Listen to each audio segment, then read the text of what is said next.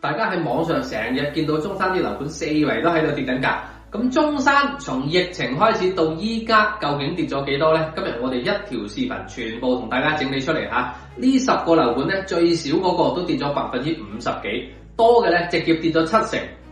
直接就跌咗成2萬幾蚊一方。咁第10名呢，就係中山東區嘅利和文華里嚇，呢個樓盤呢，就喺中山嘅東區，地理位置係比較 OK 嘅。高峰嘅時候，2020年賣緊2萬1到2萬5一平方，截至到今時今日咧，特價單位大概就1萬01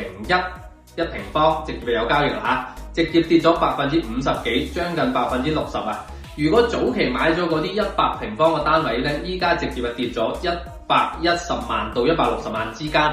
點解呢個位置會跌得咁緊要呢？主要原因就係因為呢個位置喺東區嘅邊緣位。附近咧交通係比較便利嘅，但係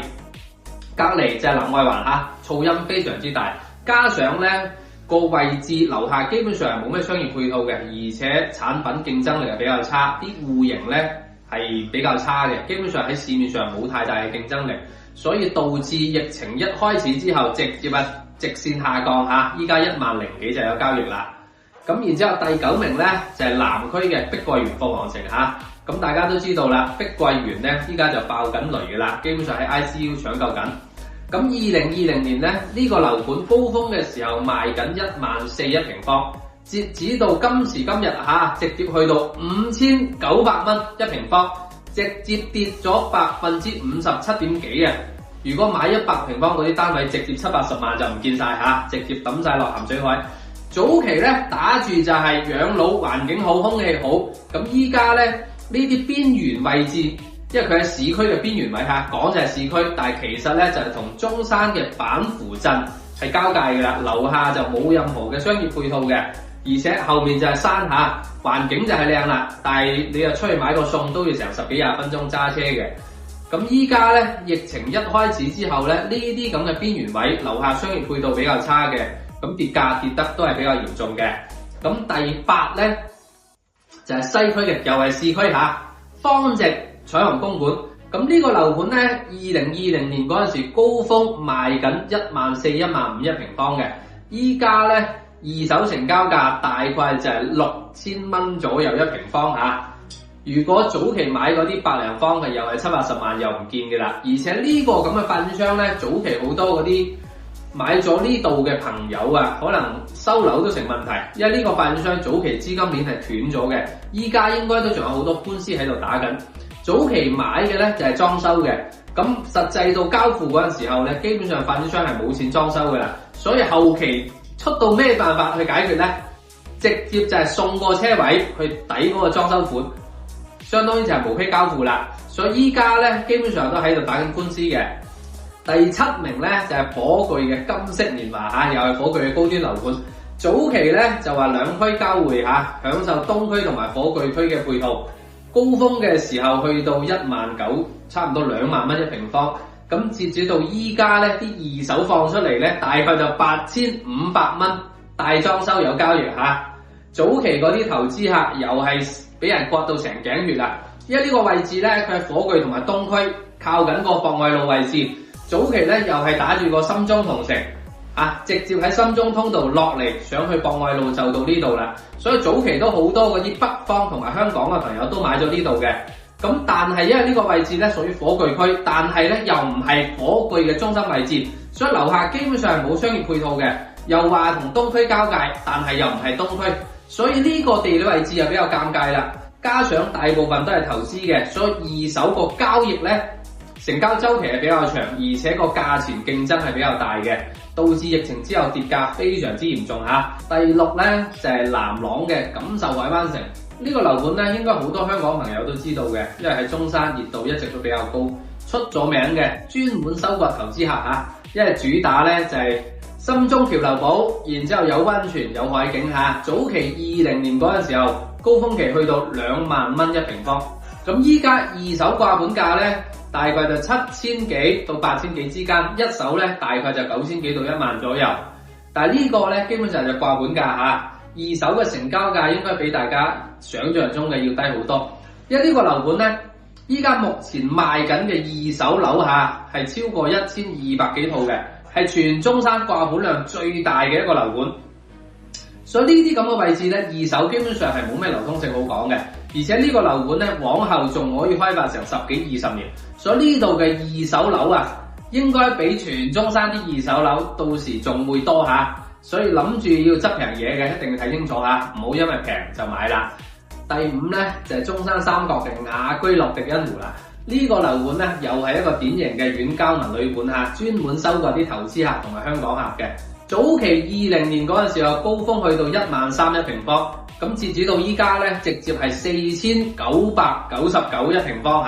應該係今日咁多樓盤裡面價錢最平嘅一個。但係哪怕呢個價去到4000幾蚊一方，個銷量一直都係麻麻地。依家發展商又送首期又送空調又送家電，但係依然都賣唔起價。因為呢啲位置咧典型嘅遠郊，樓下基本上係冇任何商業配套嘅，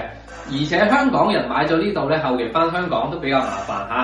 哪怕你呢度養老睇起身就空氣環境好，但係你醫療條件同埋你後期嗰啲商業配套係完全跟唔上嘅。咁第4咧就係港口鎮嘅海倫堡九月府。海倫堡咧大家應該都知道噶啦，依家 ICU 應該都救唔翻噶啦早期21年高峰期去到16000一平方，因為佢打住呢個旗桿新城嘅口號嘅。咁截止到依家咧，直接去到5699一平方，直接就唔見咗成萬蚊一方如果100方嘅話，就直接100萬唔見咗。因為佢早期打住旗桿新城嘅口號去賣賣到16000，但係佢個位置咧其實係旗桿新城嘅邊緣位嚟嘅。樓下基本上冇咩商業配套，因為旗桿新城成個區域都係新嘅，地鐵又未通，教育嗰啲又未開。依家咧發展商仲爆埋雷，咁成個小區啲產品啲質量好難講我就唔評價太多啦。而且加上咧爆咗雷之後，啲物業咧應該都大不如前噶啦。所以依家哪怕去到5600咧，啲銷量都係一般，都係賣唔起身咁然之後第3咧。就係馬鞍島嘅招商津灣府，因為馬鞍島咧一直喺中山熱度都比較高嘅。咁呢個樓盤咧21年嘅時候，直接就去到成3萬蚊一方。咁依家咧一手都仲喺度賣緊㗎一手大概就14000、15000蚊左右，直接就斬咗一半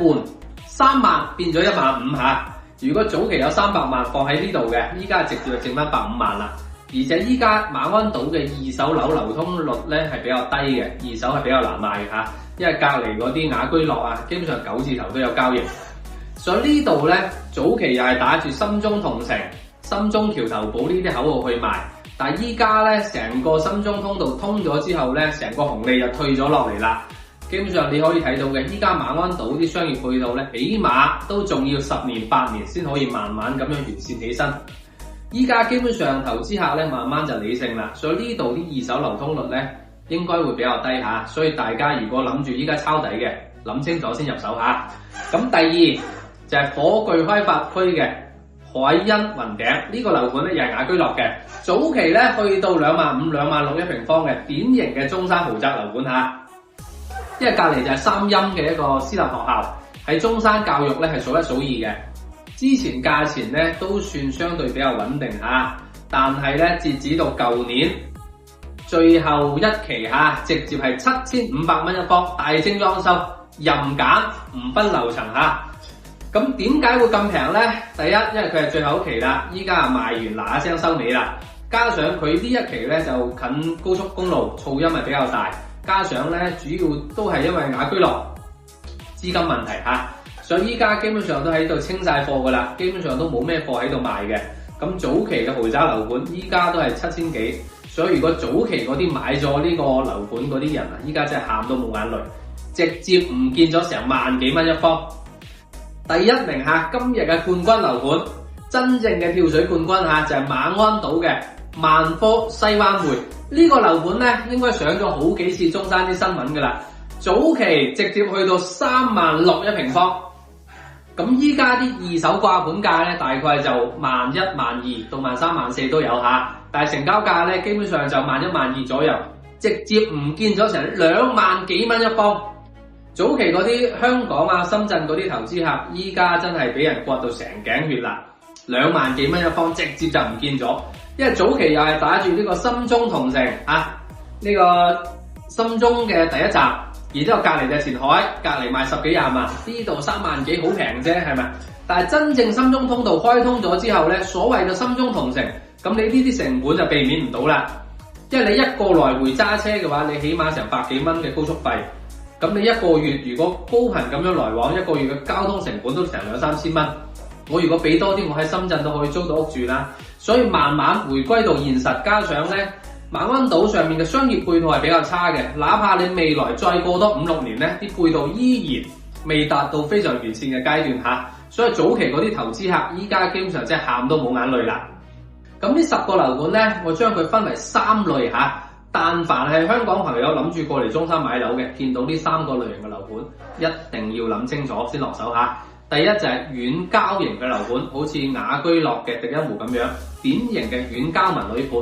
附近基本上冇配套嘅，打住空氣好、環境靚呢啲，專門收割我哋香港同胞嘅，一定要睇清楚嚇。第二咧就係呢啲炒作概念型嘅樓盤，好似馬灣島上面嘅，我哋啱先講嘅呢個西灣匯咁樣，打住深中同城、深中大橋呢啲咁嘅口號嘅嚇，一定要睇清楚先，因為佢後期真正落咗地之後，未必好似大家諗嘅咁好嚇。咁第3咧就係呢啲高庫存嘅樓盤，好似錦繡海灣城呢啲，仲可以開發10年、20年呢啲咁嘅高庫存嘅樓盤，因為佢依家呢啲二手掛盤量已經係全中山排第一㗎啦。如果再開發多10幾20年嘅話，基本上佢一個樓盤啲二手樓可能比全中山啲二手樓仲要多嘅。咁呢啲咁嘅樓盤你買咗之後，後期就絕對冇可能再轉到手嘅。所以近期如果諗住過嚟中山買樓嘅朋友，覺得我講得啱嘅，麻煩幫手點個 like 轉發俾身邊嘅朋友睇睇嚇，避免佢哋中伏踩坑。